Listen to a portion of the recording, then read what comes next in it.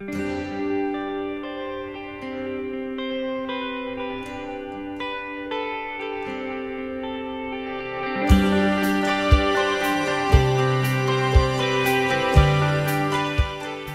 here from Blue Quarry, and today I'd love to share with you a super simple sugar skull art project.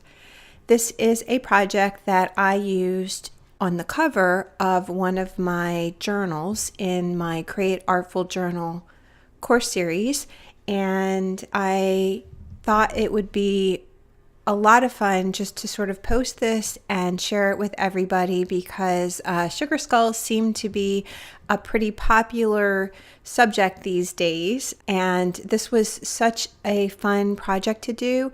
I thought it would be great to share for anyone who's just looking for a fun, easy activity. I show you how to use stamps and just a squeeze dimensional paint to create your designs. You don't have to have any drawing skills. If you can draw a few circles and some squiggly lines, you have what it takes to do this project.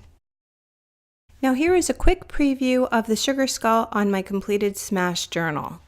Now I'm not sure if my journal meets the official definition of what that is, but I'll explain to you why I'm calling it that. For me, a Smash journal is a place to scribble and splash paint and doodle and just play. So the inspiration for this project began with a sugar skull logo on a bag that I got from a local Mexican restaurant. I fell in love with this design and I turned it into my first Smash journal. And then when I decided to do this as a project for my course, I realized that not everybody would be able to find a bag that they loved this much, and decided to instead use it as an inspiration to create something that was simple and whimsical and that anybody could make out of a plain paper bag. For my project, I started out on a piece of brown craft paper. You could also work directly on your bag if you prefer. I also used a pencil to sketch my design and some dimensional fabric paint that I squeezed directly from the tube to create my major lines. I also pulled out some of the stamps I thought would work really well with this project and used them with some acrylic craft paint to create some of the more detailed designs.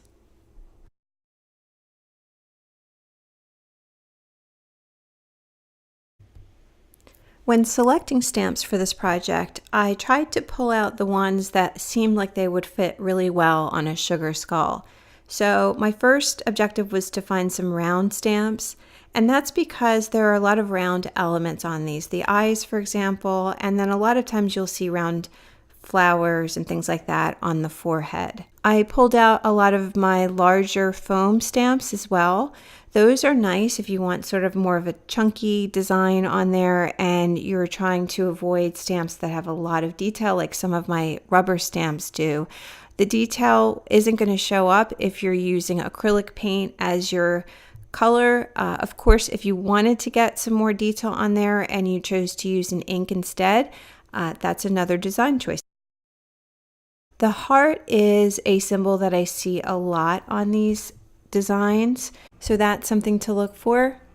And flowers and leaves are always great design ideas for these sugar skulls, so I pulled those out as well.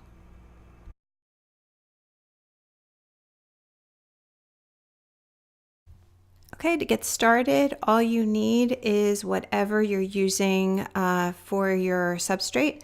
I'm using some brown craft paper here, and I later cut out my design and glue it onto the cover of my journal. If you're going to be using this to create a Smash journal, you might want to just start by putting your design directly onto your bag. So that's completely up to you.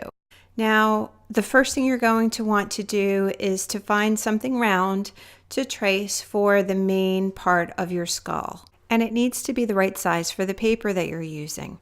I chose to use a pot lid because I figured most people have these and you can find them in varying sizes. You also want to decide whether or not you want your skull completely on your paper or if you want it to overlap. Now, I am following the design on my inspiration bag and it overlaps and I love that.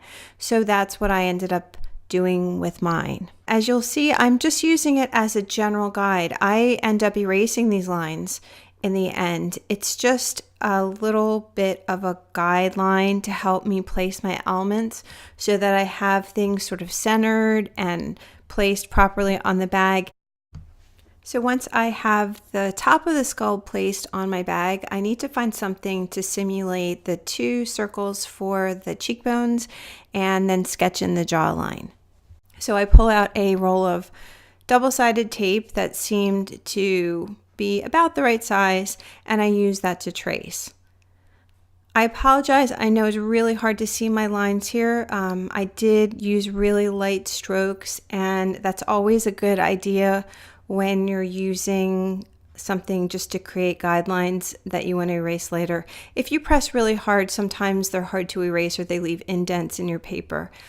In this case, I don't think it would have made a big difference, but I didn't realize how late they were until after I was editing the video, so I apologize for that. So I created the main circle for my top of my skull. I added 2 circles for the cheekbones, and then I sort of sketched in the jawline just by dropping a line straight down from each of the cheeks.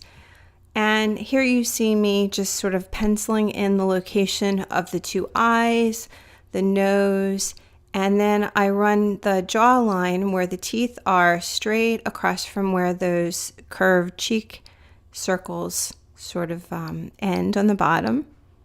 And I draw my teeth in there. Now my bag has a hole cut out through the middle of the teeth, and that's because it was the handle of the bag. But I'm going to draw the full set of teeth in on my bag since I don't have that. And here you see me drawing a little sketch line right down the center. That is always a good idea to sort of help you make sure that your elements are balanced. Now, it was easy for me to get my eyes sort of balanced around the center, but when I'm doing the teeth, since they're a little bit smaller, it did help for me to have that center line, and then I balanced my teeth on either side of that line.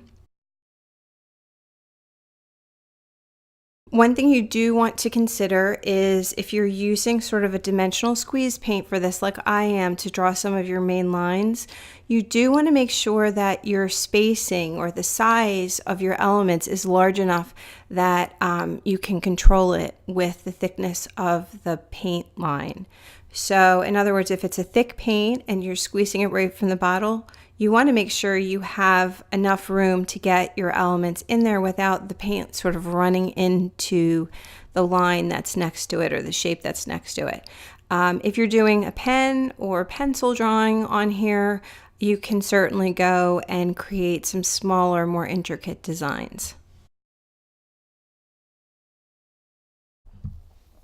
As soon as you're happy with your sketch, you can go ahead and start to lay in some of your design elements. Now, I am using some stamps, as I mentioned, to create the more intricate designs inside the eyes and the nose and some of the elements like on the cheeks and forehead. And don't feel like you need to go out and buy new stamps for this. There are so many different ways that you can add design elements even without having any stamps or any stencils. If you're not confident enough to do some little doodly type designs with a pen and ink, you can always go and if you have any printed paper, you can cut circles or heart shapes or flower shapes right out of that and glue it right onto your paper and then use the dimensional paint to decorate around that. I think that would look really, really fun, and I think I'm going to do that for my next project. So if that's something that interests you, keep an eye out because that may be coming soon. But in this project, of course, I do use my stamps, and I'm getting out my craft acrylic paint. I am using it in a purple color and just applying it with a cosmetic wedge. The reason I'm doing it this way is, number one, it gives me a little bit more control over the amount of paint that goes onto my stamp. And I'm also doing it because I'm using a square stamp. In fact, this isn't even a stamp, it's actually a soap mold. And I found it in a packet of, I think there were 6 different designs in there. It was really inexpensive. So I'm putting it on a little acrylic block to keep it so that it's nice and stiff when I stamp it. But because it's square and I don't want to have to cut it into a round shape, I'm just using a cosmetic wedge to apply my paint, and I'm only applying it to the parts that I want to stamp. So in this case, I'm applying it in a circular pattern. The rest of this project is pretty straightforward, so I'm going to speed it up a bit. I basically just add my stamp designs. I start out by putting some of my dimensional paint designs around one of the eyes at first, and then I realized that it's probably smarter just to get all my stamp designs in first before putting my dimensional paint down. That way I don't end up smearing it, or it takes a little bit longer to dry too, so it just makes it a little bit easier. But that's all. I choose my stamps, I place them down in places that I think are interesting or trying to match the design on my inspiration bag, and add some little doodle shapes, little circles or wavy lines or outlines or dots along the edges, and then my piece is done. The video is running at 4 times real speed. Please enjoy.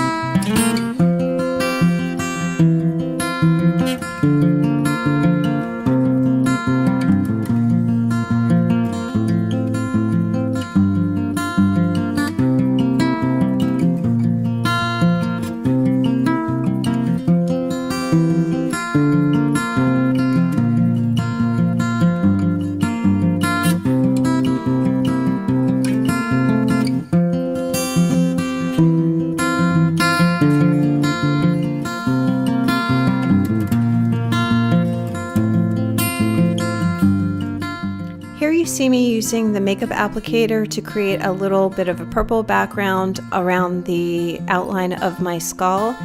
It was the same applicator I used to ink up my stamps earlier, and so it had dried on the plate like that. So when I pulled it off, it created a really rough surface, which I liked because it gave me the texture I wanted. Now later on, I do end up trimming my skull out to put it onto my journal. So I lose a lot of that background, but I use just a little bit of that purple to create an outline, like a purple mottled outline. I really like the way it turns out.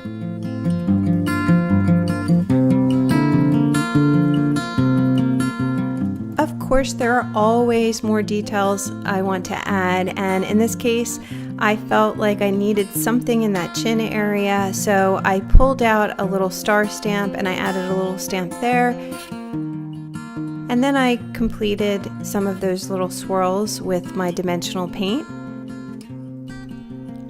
When I was happy with the design, I set this aside to dry and then trimmed it out and adhered it to my journal cover. I really hope you enjoyed this video. If you did, please give it a thumbs up and check out my other videos on my channel. You can also get more information on my website at bluequarry.com.